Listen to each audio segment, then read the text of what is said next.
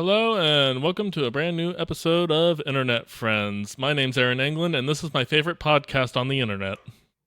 It's the best one. It's the only podcast I listen to and am subscribed to. I believe that. I was wondering if you were going to go for that joke, and you went for it, and I appreciate you. It was the lowest hanging fruit of a joke I could have possibly made. Yeah. You gotta. Yeah. You do. So if the opening bit wasn't a surprise, we had a homework assignment this week, and it was Mass Effect 2, which was my pick, but it was kind of a pick forced on me because I found out Seth had gotten a copy on the Xbox 360, and so I was just like, oh, nope, pivoting, that's what we're doing. Yeah. Sorry. I was actually just ending my Legendary Edition run, so I went back and did a new game plus off of my most recent Mass Effect 2 save. Seth played the original Xbox 360 version, no DLC because you can't buy it on that storefront, which I'm sure we'll talk about a little bit later given what's going on in the gaming industry. And this is a game that me and Bree actually used to bond over back in the day when we first started hanging out and talking about the stuff. We used to talk about Mass Effect a lot. So I'm really excited about this episode because I finally get to talk to Seth about this, and I've been avoiding talking to him about this all week. I'm just like, it's just like, I need to know, but we're saving it for the show. So everything Seth says, I am hearing for the first time. Yes. I was avoiding the Discord chat for that exact reason, because I was just like, I want to talk to them about it so bad, but I gotta save it. Yeah. Just like, so that being said, as Seth being the first time player of the game, what did you think, Seth? I fucking loved it. I fucking loved this game so much. It is so goddamn good. Like a couple of my notes were like that I wrote after the fact, after I'd finished it. I was still thinking about this game for days afterwards. And same, I've been so excited to have this conversation. I even tried to slip Aaron up in one of our chats and get him talking about it. You almost got me. I was just like, nope, stay strong. Yeah. And like, no, and immediately, like, there is just a feel to games from this time period. And so without having played it before, immediately I felt this kind of sense of nostalgia just for this era of gaming. And then by like 2 hours in, I'm like, this thing is incredible. This is so good. And then you start building your squad. You start to, I loved it. I loved it. We'll get into it. Well, I'm very happy to hear it. That makes the show. We don't have to kick Seth off the show this time. Yeah. Seth's job is safe. Yay. But no, so this is obviously one of my favorite franchises, video game wise, of all time. The original trilogy is very interesting because it's one of like the first instances of a series of games where all your saves lead into one another. So things you do in the first game affect things that happen in the second game, which then affects what happens in the third game. Now, Steph, you didn't play the first game going into this, so you had to get some canned, like, starting things. What kind of were some of the things that because I'm not very familiar with, like, the canned start ones, because I've played the original all the way back in the day, so I've always had my saves carry over. Oh, okay. There was a lot of like, evidently, someone from my crew sacrificed themselves at the end of the first game, and I kept having to be like, oh, okay. And I kept having to be like, it was a tough decision. It was a tough call, but it got the job done. And so it gave me like dialogue options that still felt relevant, even though I was feeling the information for the first time. And it was mostly stuff like that, where it was just, we're going to reference stuff from the previous game, but we're mostly focused on what's happening now. And you can pick up as you go. Bree, for context for you, what did you do this run? Or how far did you get in this run, and what kind of play style were you going for this run? Yeah, I will say, and I was especially in the earlier show, and we had to push this episode back because of me, because it was just like work has been nuts. I did not get as deep into this as I would have liked to, and I kind of fell right back into what I did the first time. I was like, I'm gonna be really different this play, and I was like, oh no, like there's a certain way I like to play this game. So I kind of I chose Kaden to save Kaden because Ashley is a space racist, and I could not have her on my crew. I've heard she gets better in Mass Effect 2, but I did take her. She's the one I sacrificed because I did the. I'm assuming it happens the same because there's like a comic that happens at the beginning of Mass Effect 2, and you choose the options that you did in the game 1 based on that comic. Is that just in the Legendary Edition, or is that in the original? I didn't get that at all. Yeah, that was DLC that it also carried into Legendary Edition. So in Legendary Edition, there's all the DLCs, everything's packed in, which I will say for anybody who has ever played any of the DLCs, they go in really seamlessly, like to where like if you've only ever played Legendary Edition, you wouldn't really know it was DLC content. Because they fit it in really seamlessly. 100%. Well, honestly, when Zaid came on the stage, I was like, wait, was he in the original game? Like, he's just in this corner over here. I assumed he was just there, but I was like, he's just a part of the game, and it felt fairly seamless. So, although I did want to say, I did try to play this, because I own the physical copies for 360. Could not get my 360 to work. So that was like option 1. And then for whatever reason, when I looked up Mass Effect on Steam, it sold me the standard version and would not give me the Legendary Edition. There was like a bunch of random things that happened. And to my understanding, because of the licensing with EA, there's some weird issues with that occasionally that people run into. My partner bought it for me and gifted it to me, and that was the only way I got the game to work. And I don't know why that happened, but it was so frustrating. I tried to play Standard Edition, which is not playable in this day and age. So do not, if you're like, oh, I'll just cheap and get the Standard Edition, it's not playable. I played it for an hour, and I was like, this is not working. Yeah.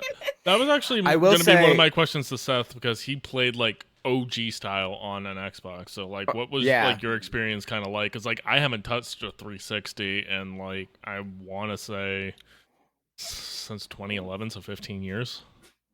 Sure. That was actually something I wanted to talk about too.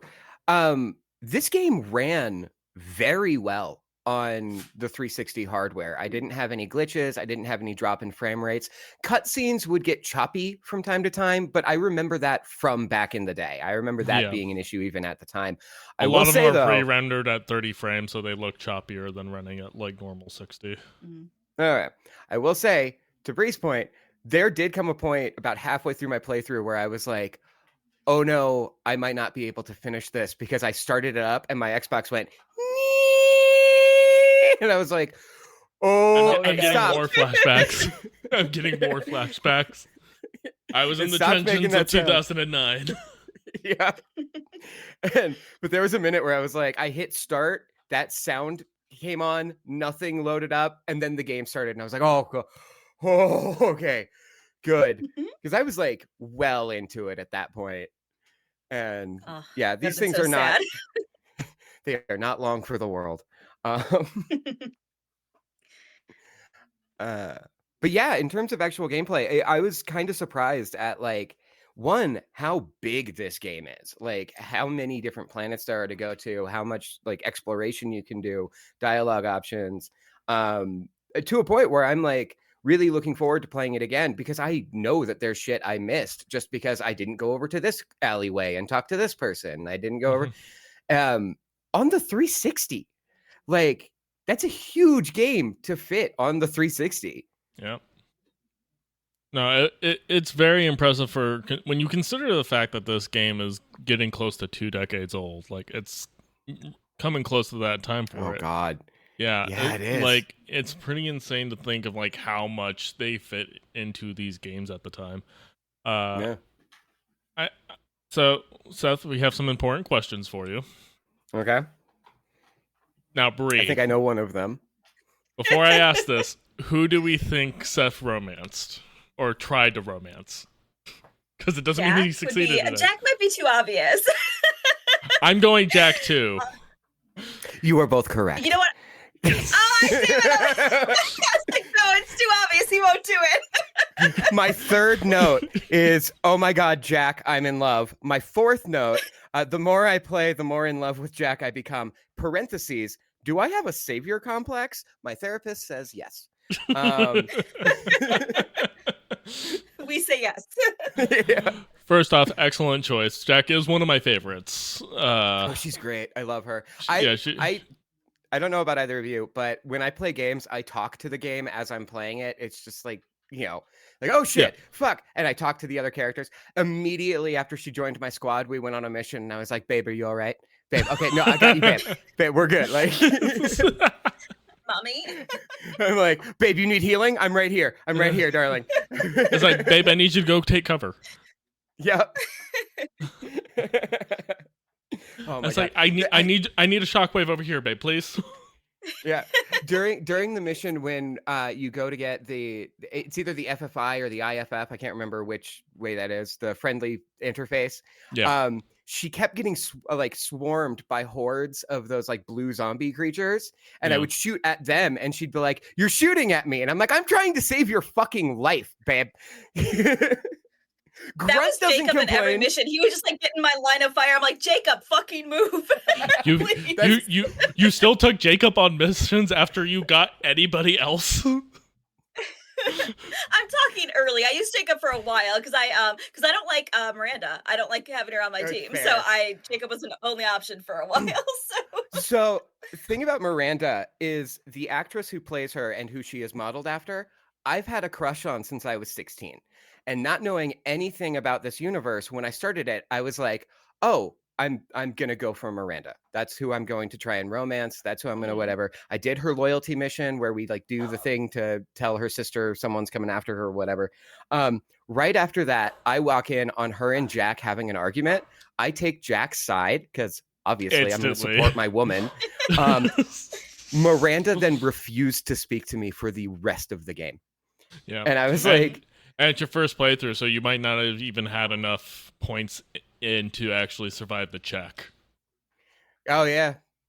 I don't know. Yeah.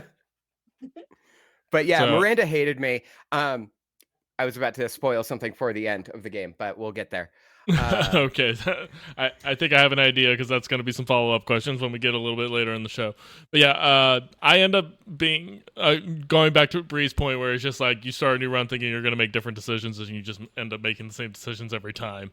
I always end up with Tally just because Tally's great. She was my backup plan.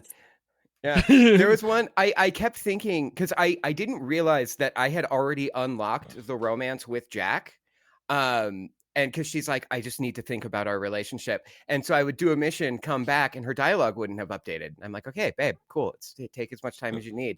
And then Kelly was like, after I recruited Tally, Kelly was like, she's got a thing for you, right? And I was like, oh, she does?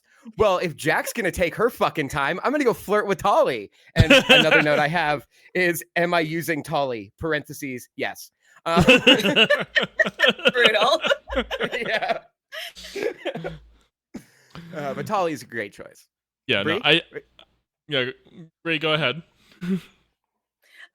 So this might be a surprising choice. So I will say, above all, Garrus is my favorite character. This is a small sidebar, but the second, there's something I really love about this game is that for my ADHD brain is that the second it comes in, it's like, here's 18,000 side quests, and also here's clearly the main quest. So do what you want to do, which was so helpful for me because I'm just like, I love side quests. Perfect. And when I saw the Archangel quest, I was like, I know exactly where I'm going. I'm going to get my mans. So, and I love that mission so much. I actually got very emotional because I couldn't remember if he could die during that mission or not. And I'm just like, I will destroy this entire fucking galaxy if he dies right now. I will blow up every planet.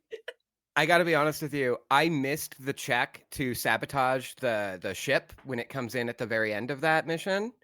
They shot Garrus and he fell. And I was like, nope, paused it, reloaded my save and went back and made that check. I did the same thing. I'm like, nope, absolutely not. Not today. Okay, so we're kind of hinting at it. So how did your suicide run go, Seth? Because this is like a very pivotal point for every gamer, is their first ever time doing the suicide run. Okay, I have a story to weave. I mentioned Kelly. She is the only person outside the squad on the ship that I spoke to regularly. Found myself really liking her character. flirted with her a little bit. We had dinner together. She fed my fish. So when the collectors invade and you see her being dragged away, I was like, no. You're not going to take my Kelly. You're not going to take my bestie on board. So as I looked it up because we blow the airlock, and I'm like, did Kelly die? And they're like, no, she just gets collected. However, if you want her to survive, you have to start the suicide mission immediately after the collectors invade. And I go, okay, cool. I'm going to do that. Start it. We get hit with a laser. Jack dies in the cutscene immediately. Oh no! I was gonna ask because that's an easy thing to miss if you don't go and upgrade your ship. So I'm mad. I turn the game off, cool off for like an hour. I come back and I reload the only save that I have from before the collectors attack, which is a save I made before I went to start the mission that initiated the collectors invading. I now have to upgrade my shields. I look it up. You have to upgrade your ship's shields. I do that. I use my resources, start the mission. She dies again. Same cutscene. I look it up further. Oh, it's the armor plating, not the shield. You have to get the super duper shield from Jacob. The only time I've spoken to Jacob was when I unlocked his loyalty mission, the mission that I was trying to do when we got attacked by the collectors. So I go back, I talk to him. This is why you don't do the IFF mission till all your loyalty missions are done. And I didn't know that, and I didn't do that. No, exactly. This is great. I love this. I go back. Now I'm paranoid. Now I'm worried. So I am now I spend 3 hours strip mining the entire galaxy and upgrading absolutely everything that I have the ability to upgrade. My ship, my armor, my weapon, everything. I am now talking to every person on the ship and being like, do you have anything for me? You don't? Okay, I gotta go. So, Samara, do you have anything? I know we gotta like kill your daughter or save. I don't remember. I'm from the future and I'm trying to save my wife. Get out of my way. You're just running around the ship talking. You literally had a Terminator moment. I've seen the future. My wife dies on the suicide mission. I have to save her. I need to buy all these things that I didn't know I needed to buy. Yeah. I didn't upgrade my ship at all. It didn't seem necessary until now. That's the thing. They don't tell you. You wouldn't know that, yeah. They don't tell you that that's the thing you need to do. And like even when you buy those things, like it's just like, hey, we need to upgrade Normandy's guns. It's like, that's weird. There's no like battle missions where I need a gun on the Normandy. Yeah, why would I need that? I run into Miranda's office. She refused to talk to me, and I'm like, you bitch. I'm trying to save the love of my life. How dare you? This is more important than your little grudge. So I upgrade everything. I start the suicide mission, and Jack lives through the cutscene, and I've got the IGN article from 2010 open on how to keep Jack alive to the end of the game. That is precious. I love that. Thank you. So that was my introduction. And by that point, the ship crash lands and it's like, okay, we're going to go into the next section. It's now 1 a.m. I have been on the edge of my seat for the last 5 or 6 hours. I need to go to bed. So I took a pause and came back to it the next day. That's good. It's amazing how especially if you're not looking up any guides or anything, how stressful that suicide mission is the first time you do it and you don't know what's happening. Yeah. The only thing I knew about the suicide mission was how to keep Jack alive. That was the only thing I knew going into it after that moment. And so, yeah, it was stressful. Yeah, it's been forever. I think the first time I ever did it, and this is back in 2008 when the game first came out, I think my first run, Legion and Morden died on my runs. Mm-hmm. Okay. Everybody else I had the loyalty for. I think Miranda did hate me, but she didn't die. Yeah, I don't remember to be honest, but I will say, like, I think this like speaks to the characterization and the world building of this game. Like, there's no way that you go into this game and you don't fall in love with all of these characters and feel so like it is so character driven. It's so character driven, and I think the reason why this game, like, especially out of the trilogy, is considered like the best one is specifically that it's just like it's Ocean's 11 style, like heist style thing, where it's just like you're building the team, you are creating a rapport, creating relationships with this character, and that's the entire story. Like, really, the plot you can breeze through really quickly if you want to, but really, the story is just all the characters and what's going on with their lives. And, like, even the weaker characters have compelling elements to them. Like, you know, it's just like, you know, Jacob is one who gets a lot of hate online. It's like, he's not a bad character. He's just boring by comparison to all the other characters on the ship. Yeah. He's like, he's a soldier. Yeah. You calling him boring? Are you calling Aaron boring? Or are you saying Shepard in general? I'm saying Shepard is like a company soldier until... So like, and that's, I feel like Jacob is you if you didn't become a world famous Spectre. So it's kind of very similar. Okay. But yeah, no, and that is something that really stood out to me is that, like, I mentioned Kelly. The fact that I would even care to, like, I've got a couple loyalty missions left.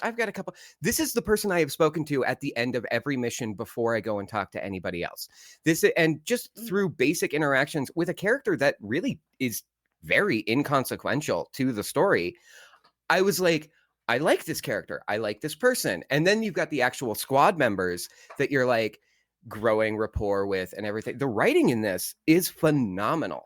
And like I said, I was thinking about it for days after I finished it. There were, like, going back to Tali, I went into this with no knowledge of her race, what mattered to them, anything. I started her loyalty mission.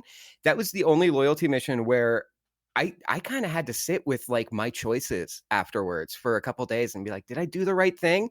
Because in that couple of hours, I went from knowing nothing to completely understanding everything I needed to know about this civilization and their culture and what is important to them. And then having to make the choice of, do I, do what Tali is asking me of letting her fall on a sword that she does not need to fall on and be exiled, which is a huge thing to them?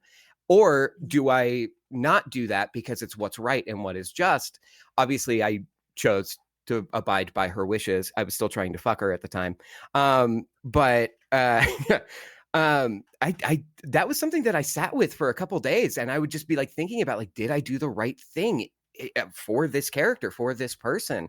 And you don't get that in shit writing. Mm-hmm. Yeah, no, it's absolutely. I think that's what's great, and the thing is like they do such a good job filling out the universe and the history and the lore of all these characters and the races. Like, especially like when you go on to play 3, if you ever get around to it, a lot of the stuff what happens to the Krogan, what happens to the Quarians are very consequential in like the 3rd one. Those are like 2 of like the big main plot points.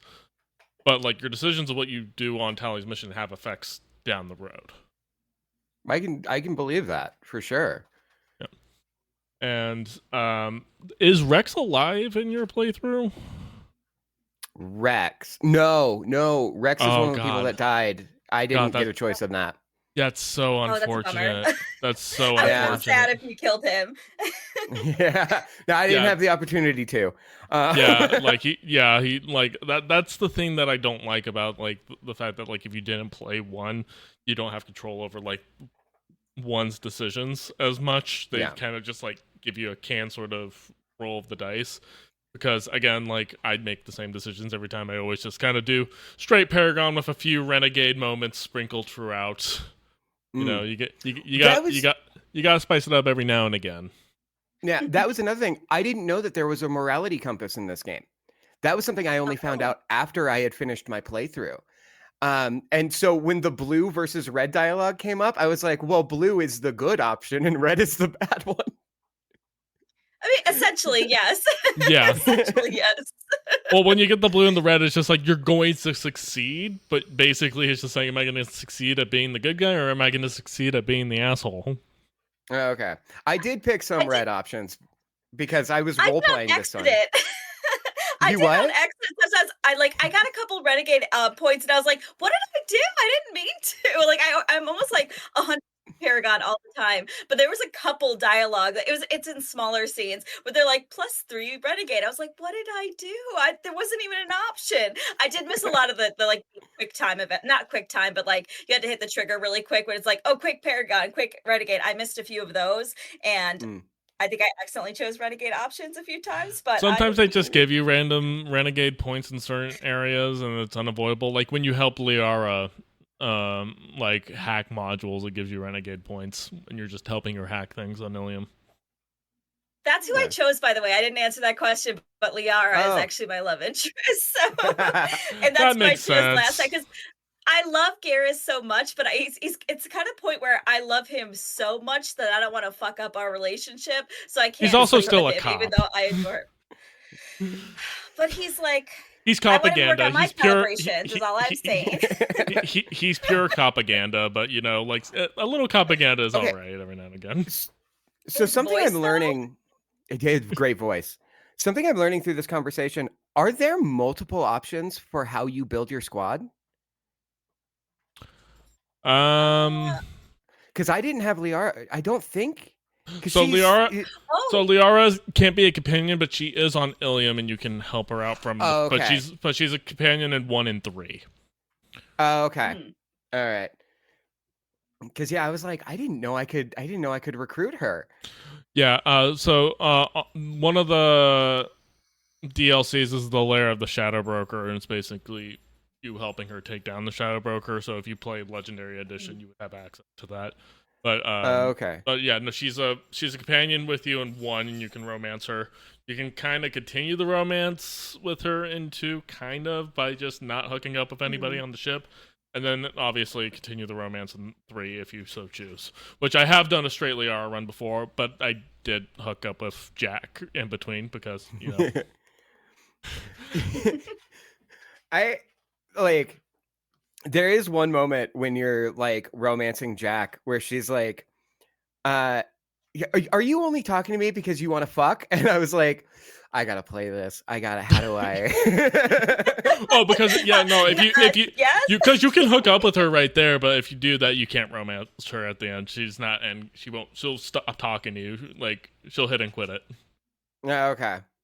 Well, now I know that for which I do sometimes. Like I did on this run. I was just like, I mean, I'm going for my girl Tally, but I can at least you can get some strange in between. Yeah. I mean, Tally's not on the Tally's not on the ship yet. It's just like it's not cheating yet. We might die. We might as well fuck. Yeah, right. What's wrong with that? But no, it was in an odd way very vindicating because I mentioned this earlier that I role played my shepherd. I played him as though I was me, which I don't usually do in games like this. I usually am like, whatever the character has been presented to me as, that's who I'm going to play. And like once I got the romance scene with Jack, I was like, still got it. I still got it. Yeah, I can still get those traumatized women. Yep. Cool. Oh man. And then like there was a moment when Kelly's like, when Shepard is to Kelly, he's like, do you want to have dinner in my cabin? And I'm like, you might. Do I got moves? Am I? Does everyone want to fuck me? So fun fact, at the end of the game, after you complete the suicide mission, you can go up to your cabin and invite whoever you romanced up to your cabin. And there's like little scenes that you can do of like you guys snuggling on the bed, like sitting on the couch, they are sitting on your lap, or vice versa. If you don't romance anybody, I'm sitting in Jack's lap. Let's be honest. Let's be fair here. If you didn't romance anybody, but you did have dinner with Kelly, Kelly will be able to be invited up there, and she's in a very racy outfit, and she'll actually do like a striptease number against like the fish tank. Ooh. Okay, Kelly. Yeah, go. Just throw that out there. That's an assistant right there. All right, I'm logging that for my next playthrough. Yeah. I do recommend, Seth, at some point you do a FemShep run, because FemShep is phenomenal, and especially with the differences that happen with it. And it is to the point where a lot of people consider FemShep to be like the canon run of Mass Effect, and I agree with it because there's certain options that are only available to you on FedChip, and I think narratively they work fantastic. Oh, I didn't realize that. I always play FemShep, but that is really good to know. It feels like the authentic experience. The biggest problem with FemShep is like, do I bone Thane or do I bone Garrus? Sorry, Jacob. It's Garrus. Or Liara. Liara you can sleep with, because their race they fuck anybody. So no, that is good to know that there actually is like a difference. But during my playthrough, I'd never get anything Mass Effect on my feed. I look up Jack cosplay one time and my entire reels for the next week was Mass Effect. And what I've gathered is that most people play Femme Shepard. And like that's kind of the canon idea of the character. Also, Jennifer Hale, fantastic voice actress, great job, absolutely fantastic. The voice acting is good across the board. Honestly, I feel like it's an all-star cast. It's so good. Yeah, well, and that goes back to like how how greatly written the game is. I can't fucking speak, but like with a cast this big, it would be so easy for certain characters to just become copies of another character. And they all feel individual and unique to themselves. And then the voice performance just highlights that even more. These feel like real people, real characters that, again, you fall in love with. Like, you think about them. You know. No, I think that's the best thing about parasocial relationships with fictional characters. Totally normal. Yeah, it happens. I was gonna this is one of the things I wanted to message you guys on Discord, in between. I was like, I'm almost the second I started playing this again, and again, I guess I had the unique experience of having the comic interaction where it actually takes you through a graphic novel of the first game, so you can make all those decisions that you get to make in the first game. And I forgot how many decisions you have to make in the first game, and all of those emotions from playing that game for the first time just flooded back to me. And to your point, I remember and again, Seth, I know you didn't experience this, but Saren killing himself in the first game because it was such a shocker. And having to make that decision of whether I kill Rex or not. I'm just all that flooded back to me. And I played this game 15, 20 years ago. Yeah. And I still feel these emotions for these characters so strongly. And in fact, I had to pause a lot throughout the comic to make sure I was oh no, what did I do in my original game? I remember how badly I felt about this decision. What do I need to do here? And I felt the exact same way. And to your point, I'm I feel like they could have easily had a lot of throwaway characters here, but they decided to really flesh out this cast of characters so that that you have to make these decisions, that you have to be so attached to them, and you have your favorites, and you have to make these big decisions. And it's a little more fleshed out than maybe a Fable would be, where it's very very black and white. There is a lot of decisions to make that affect to your, you mentioned with the Krogans. They affect things down the line that you may not even see quite yet.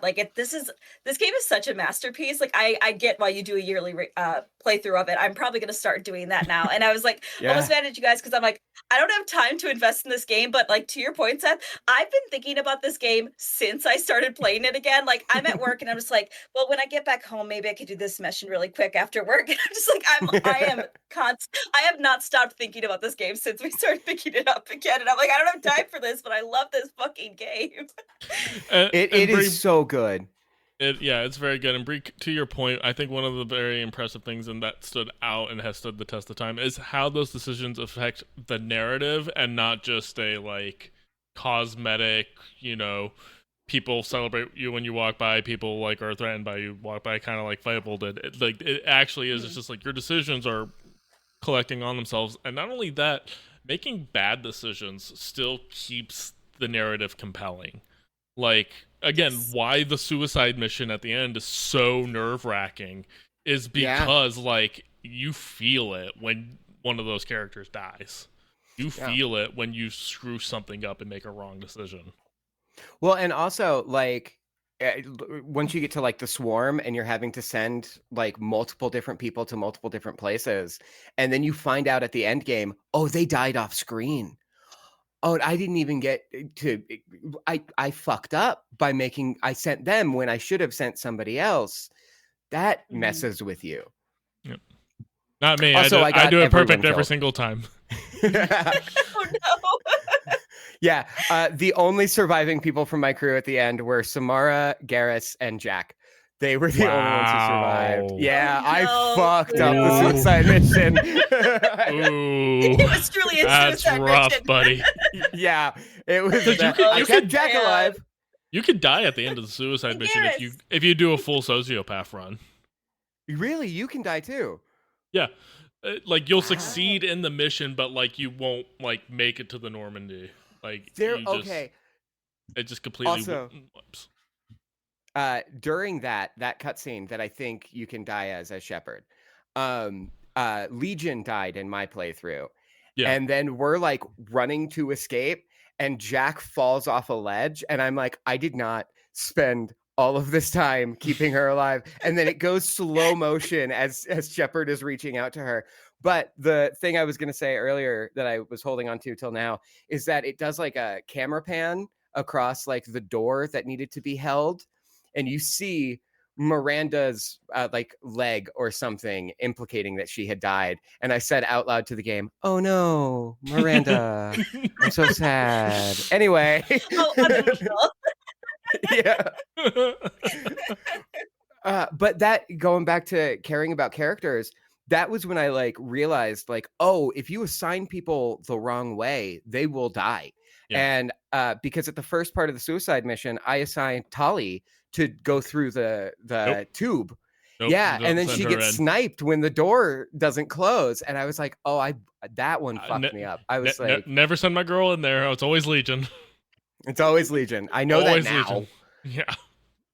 But it's like my baby's with me the whole time. Yeah. Well, in the IGN thing, it was like, honestly, if you want to keep Jack alive, don't have her do anything until you reach the I want to say Arbiter. The long walk, the swarm. No, the mission after that one. Because it says that she can die during the swarm. That's what IGN said back in 2010. She can if you don't have her loyalty. Oh, okay. If you don't have, so basically your only two choices on that one are her and Samara, and it's only if you have either of their loyalties.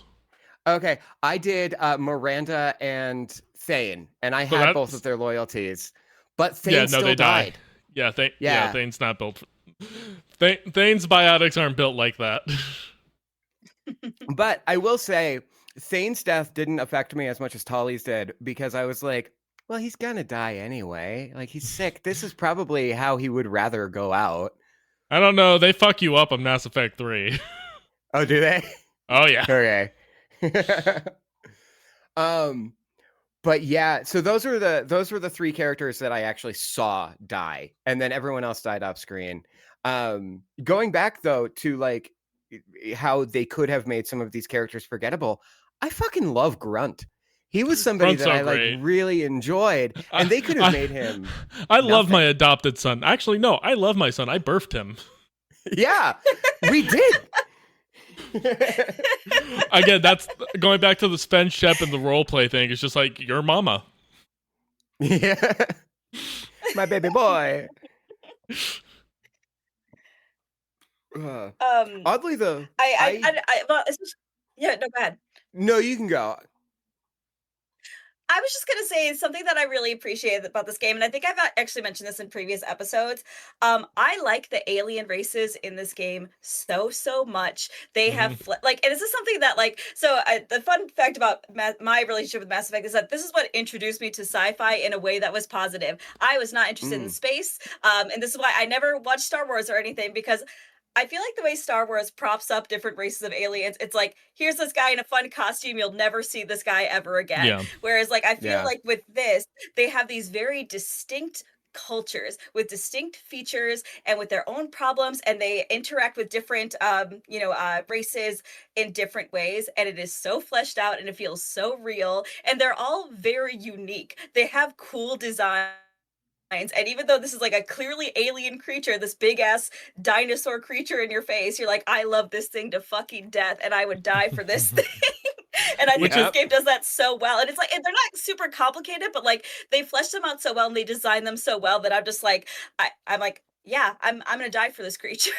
And it's something that I think this game does so fucking well. Well, it's also funny, the reason that we have Mass Effect is because BioWare lost the Star Wars license.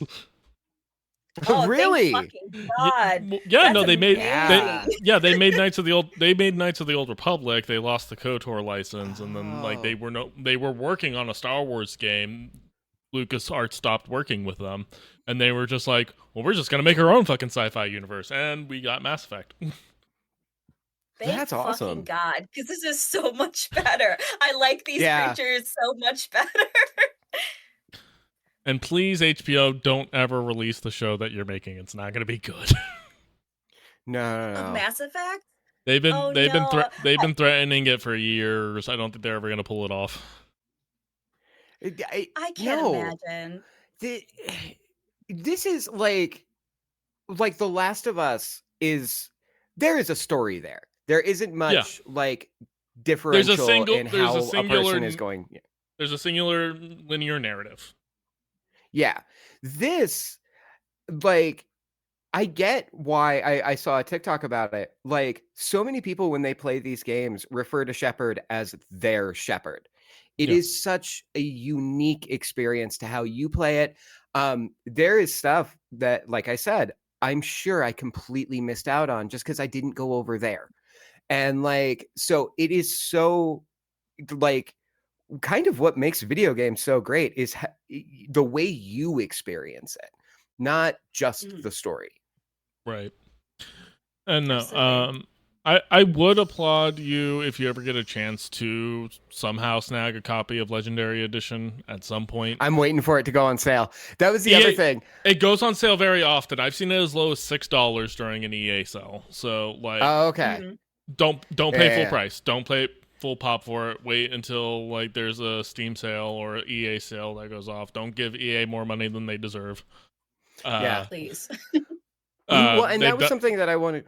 That was something I wanted to say is that like, part of why like what softened the suicide mission a little bit for me is I had already decided at this point that I am going to get the Legacy Collection and I am going to play all 3 games and carry over saves and do all of that. And that will be my canon experience.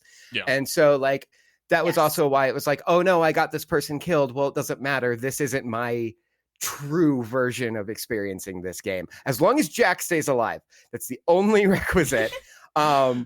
But yeah, I'm going to do it. I'm just waiting for it to go on sale. And also, the night I finished playing it was the day that we moved the episode, that we postponed the episode. And I was like, there's enough time here that I could get in another playthrough. Like there's enough time that I could do this again. But I was like, no, kind of the hook of this episode is my first experience with it. So I held off. I've been fighting urges. The game is right there. And I'm like, I really want to start. I'm going to start it again tonight, honestly, if I'm completely honest with both of you. No, that's awesome. Another thing I will say, when you finally do snag up Legendary Edition, let us know, because I kind of want to have that be a soft start for a homework assignment. Like, not necessarily like a hard episode, but like, let's all 3 do it. Okay, and then just when we're all done. Yeah, that'd be great. When we're all done, we just have like a special like all Mass Effect episode, because I would love to get to talk to about the whole trilogy and not just 2. 2 is the best one of the 3. Bree, I don't know if you said you've played 3 yet or not. No, actually, that's why I love that idea so much. I never got around to 3, and by the time I got it at a midnight release. That's how long ago this was, and I was I think still in college at the time or just finishing, and it just like I never had time for it. And then all of my friends were like, "Don't bother. It's not as good as the other 2," and I just never got around to it. So I would love it, like a fresh playthrough of that. I will say there are definitely things I like about 3. There are definitely detractions from it, especially. Again, not going to go into too much spoils. The ending is, that's what I've heard. The game came out in 2011, and they hadn't quite figured out how to do endings for vast choice-based games like this yet. And that is what I will say about it. That being said, I do think there are good merits to playing the third one, especially once, like, you know, if you get Legendary Edition, start from 1, work through the jankiness that is 1, because it's a very different game. Yes. They made a lot of changes to the gameplay into 2, which were the right decisions to make. But because I would say 2, not only is it the better of like the narratives, it's also the gameplay wise, this is probably the most challenging combat, and a kind of combat that like feels like really well. Like in 3 it turns more into just like a straight action game where you're just like Ramboing it through everything, whereas this game has more of like attack. You actually have to think about what you're doing. It's a cover shooter. And that's another way that it really reminded me of Gears of War. Yeah. It feels super Gears of War-y. Like literally, like when I play this one, I was like, it's just like, it's Gears of War. It's not Halo. Yeah. Well, there were times that I did run in and play it Halo style, because fuck it. Well, what did you choose as your class? Actually, now that I'm just curious, because I always pick Vanguard. What did I choose? I always pick Vanguard. Yeah, that's best of both worlds. I don't remember. What was your primary weapon? The machine gun. So you probably does like the submachine gun or the assault rifle? The one that does like 5 rounds. You got to do the because I like it locked on better than just the regular machine gun. Okay. Did you have any biotic powers? Yeah, I had impulse rounds, and I gotta be honest, I didn't use those very much. The game kept telling me to use them. I was like, nah, it's fine. Like, I just shoot though. Yeah. Yeah. So like, yeah, I do Vanguard. So like, it basically Vanguard is built to like charge in and do stuff, but it also gives you like stronger shields and like shotgun up close person style shooting. That sounds like maybe what I would have picked. Like I had already spent like 30 minutes creating my character, because I was like, if I'm going to roleplay this, I'm going to try and make it look like me. It did not look like me. I refuse to think it looked like me. I should show you some of my. I should show you some of my early shepherds. They're bad. I just use the defaults now, just because I was like, that's fair. Because the default shepherd already kind of looks like me. Yeah, true. So I'm just like, all right, default male shepherd it is, and if I do female shep, then it's just like default female shep. Yeah. So I really, and this is in the lost episode that was our Baldur's Gate playthrough. I don't think about this shit, man. I just like, that sounds good. Do that one. We're all vibes, just all vibe playing. Yeah. I do default with a little makeup, though. Yeah. She's got to look good for battle. She's not going to look... You got to do a little lipstick if we're going to go to bed. I'm looking cute. A little it's just like, I got to be dressed to the nines when I'm saving the universe. Which, by the way, that's also the great thing about the DLC. The extra outfits for when walking around the ship. So much better. Yes! Yeah, you only really have a couple of options. Yeah, for walking around the ship. So yeah, so the male ship actually has like a leather jacket, like jeans and like dress shoes, like outfit that he wears that you can get with the N7 on it. I have that jacket in my closet that I bought on an N7 day sale. I'm back. Yay! We did it. Yeah, I blame Windows. Yeah, back to Linux we go.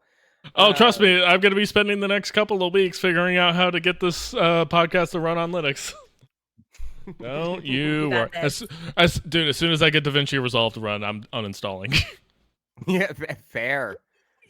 So, but that goes into actually an interesting conversation. So this was the first time. So, I recently set up my gaming PC to actually dual boot into Linux now, and I've been testing basically being able to play games on Linux.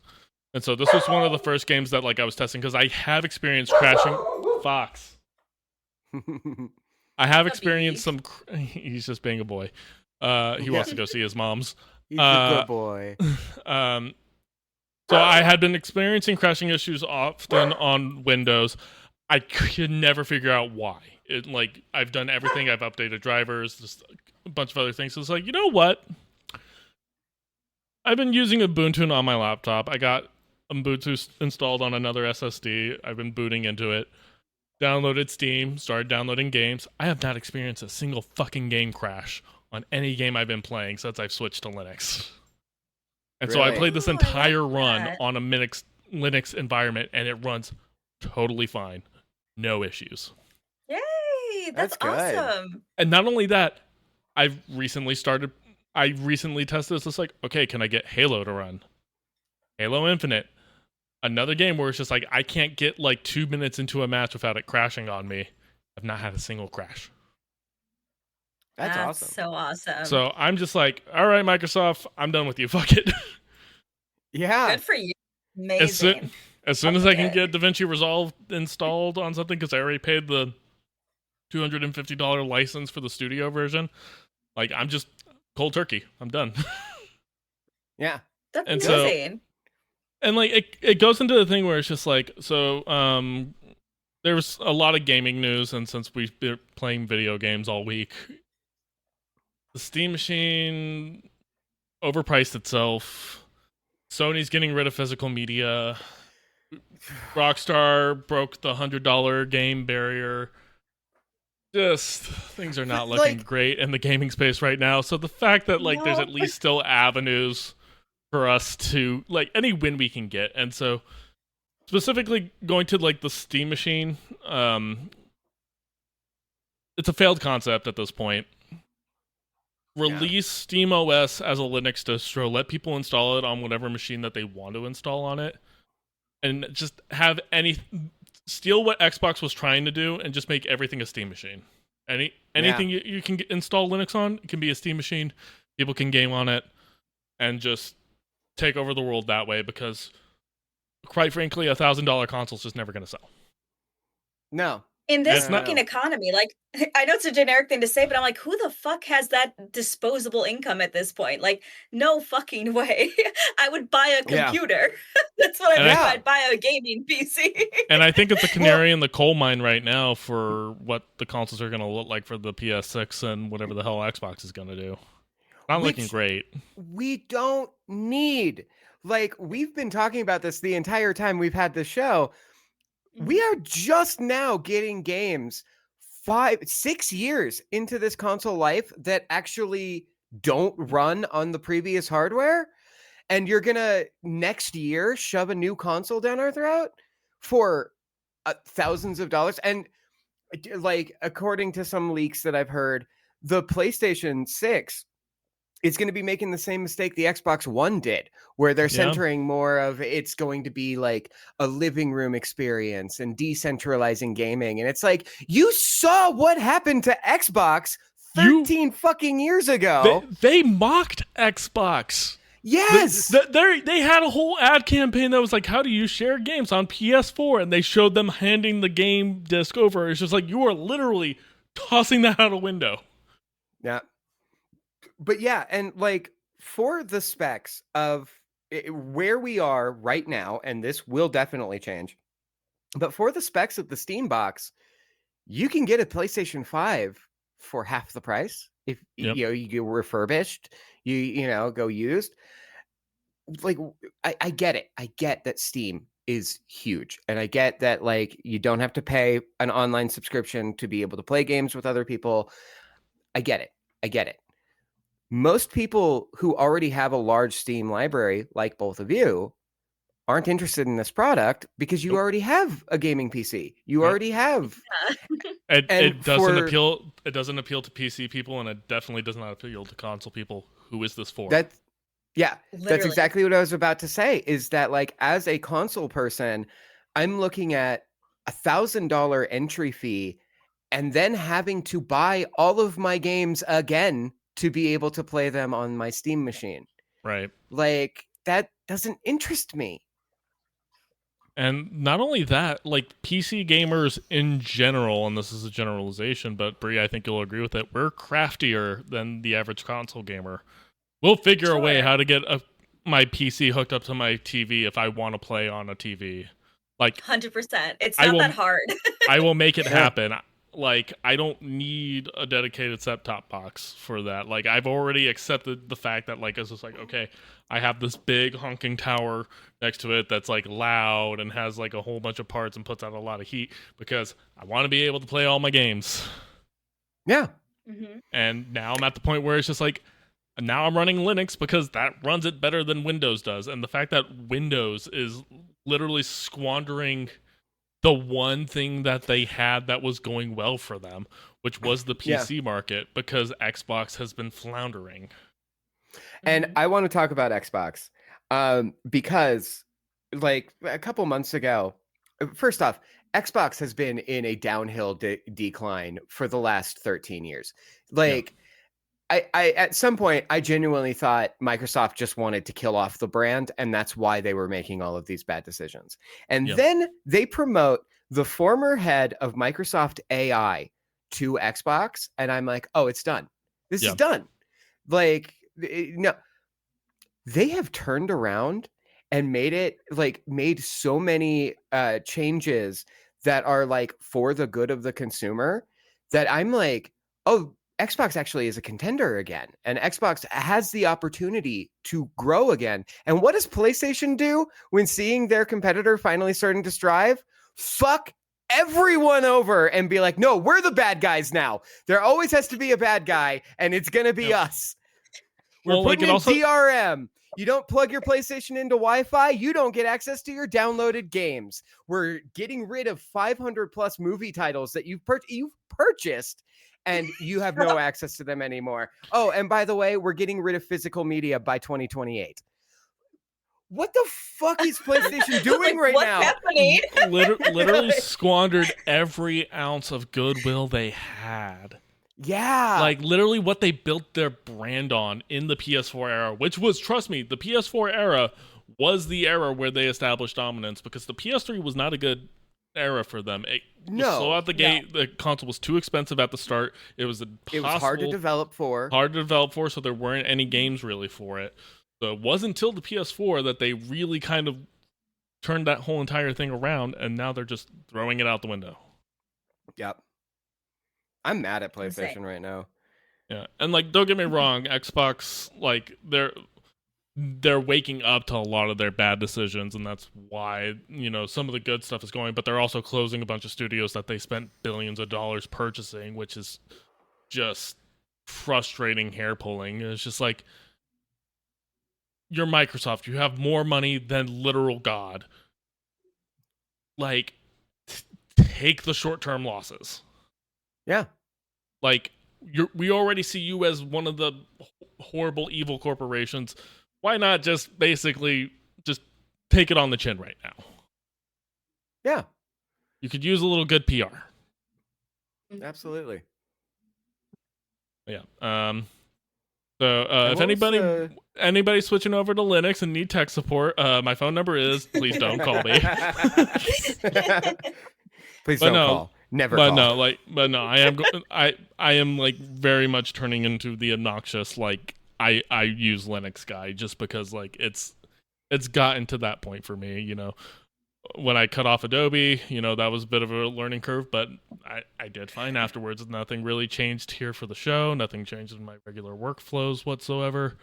Now that I'm changing over from Windows to Linux, I was just like, shit, Linux runs better. Who knew? And I love this for you. What an era. Hipsters back in 2011 would have told you that. Yeah. They would have been wrong, but... Yeah. But hey, have you installed the Miley Cyrus version of Linux? Absolutely not. Real thing, by the way. Yeah, real thing. Oh, I'm on Ubuntu Studio, which is basically just Ubuntu with, like, all the creative apps. So, like, has OBS and GIMP and all these other softwares already pre-installed. So it's already configured, ready to go. It's not like that's good. Like I said, the biggest challenge I'm having right now is installing DaVinci Resolve, because there's a whole process that needs to be followed, and it requires me understanding how a command line works. Which, It's a bit challenging. That being said, when you actually start using a command line and you have like the giant like wall of text just like scrolling down and popping up, it was like you feel like, you know, a hacker in the Matrix. You feel incredibly cool when you get it to work. I kind of compare it to like I can see that. I compare it to like it's just like must be what like people who enjoy playing Souls likes feel like when they beat like a boss. Sure. That's when they get something to work on Linux. They're just like, yeah, you. I'm so good at Linux. I'm a coder. Call up Matthew Lillard and whoever else was in that movie. Yeah, call Angelina Jolie in like one of her okayest performances. Yeah. Boy, being attractive really carried her career, didn't it? Because you go back and watch some of her movies and you're like, oh, you weren't good. You're actually kind of bad at acting. Hey, Nepo baby's being Nepo baby. Yeah, very pretty. Me and my friend went and saw Beowulf simply because the CGI version of her CGI Angelina Jolie gold plated. Yeah. I remember seeing that movie in theaters when like with the 3D glasses, and like I remember just like I think I'm gonna leave it. I don't think seeing Angelina Jolie like CGI naked is worth it. Me and my buddy, we were like, I think we were like 16 when that movie came out. Something Aaron, you like and I are the same age, right? Yeah, and like that. I met my buddy up at his house, and as we were leaving, his dad was like, "Hey, so what movie are you guys gonna see?" And we were like, "Oh, Beowulf," and he just goes, Angelina Jolie, and we were like, no, we're interested in the story. Yeah, it's just like we wanted to see the Anglo-Saxon classic told. Yeah, to modern in like audience. Weird Final Fantasy 3D. Yeah, no, that's still when it was very Uncanny Valley. Still, yeah, like crazy to think of how like far we've come with that, because like now you have pretty much importing people's likenesses directly into video games, and that did not work nearly as well 10-15 years ago. Well, it's funny because like that movie came out like 2008, whatever. Again, Miranda, going back to Mass Effect 2, she looks like the actual actress. Mm-hmm. Like, you know, there is a bit of like rubberness when they're talking. Yeah. But like, sure, she does look like the actual person. And like the leaps that we have come just like in a couple of years between Beowulf and Mass Effect 2, and then to where we are today is like real surprising, real shocking. Yeah. All right. So, any final thoughts on Mass Effect 2? Or the gaming industry Jack. In general. Yeah, we know Jack you do. Is my bae. I legitimately, I had a thought while playing it that I was like, I made that post about anime waifus recently on my Instagram story. But I had a thought while playing it, which was, I didn't think that I could have a video game wife after Alex from Half-Life 2. I just fell in love with that character. And then Jack scrolls on screen, and I'm like, "Oh, heart, eyes, shooting out. The heart vignette is just like, just Smooth Jazz starts playing in the background. Yep. The second she like breaks free from her cryostasis, I was like, my wife. I wasn't in the room, but I could see it in vivid detail. Exactly what happened. 100%. It's like we were there. Just boom, boom, boom.